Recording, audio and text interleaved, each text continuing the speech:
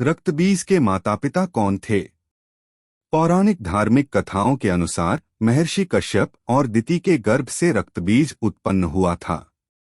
कहा जाता है कि पूर्व जन्म में रक्तबीज असुर सम्राट रंभ था। एक बार सम्राट रंभ तपस्या में लीन था, तभी इंद्र ने उसे छलपूर्वक मार दिया।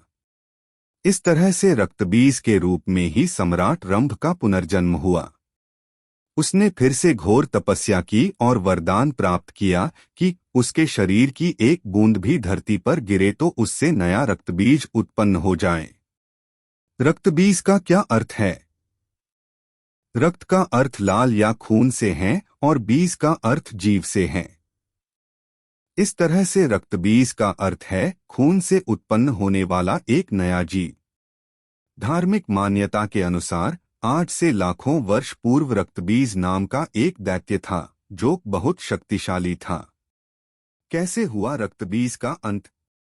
जयंती मंगला काली भद्रकाली कपालिनी दुर्गा क्षमा शिवा धात्री स्वाहा स्वधा नमोस्तुते। इस मंत्र का अर्थ है जो अपने भक्तों को जन्म मरण आदि संसार के बंधन से दूर करती हैं। उन मोक्षदायिनी मंगल देवी का नाम मंगला है और जो प्रलयकाल में संपूर्ण सृष्टि को अपना ग्रास बना ले वह काली है। रक्तबीज के संहार के लिए ही मां दुर्गा का अवतरण हुआ। मां दुर्गा और रक्तबीज के बीच युद्ध हुआ। मां दुर्गा जैसे ही उसके अंगों को काटने लगी तो उसके रक्त से नए दैत्य रक्तबीज का जन्म होने लगा। इस तरह से रक्तबीज दैत्य की सेना खड़ी हो गई। आखिरकार मां ने देवी चंडिका को आदेश दिया कि जब वह रक्तबीज पर प्रहार करे तो वह उसका रक्त पी जाए। इससे नया रक्तबीज उत्पन्न नहीं होगा। इसके बाद मां पार्वती ने भद्रकाली का रूप धारण किया। मां पार्वती के इस रूप को संहार का प्रतीक माना जाता है।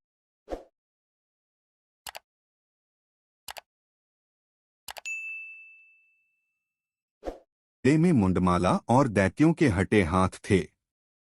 मां काली के इस रूप को सनातन धर्म में अन्य सभी देवी देवताओं में विकराल माना जाता है।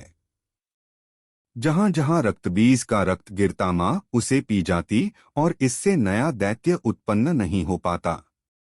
कहा जाता है कि इस अवतार में मां का रूप बहुत विकराल हो गया था और उन्होंने कई राक्षसों को निगल भी लिया था।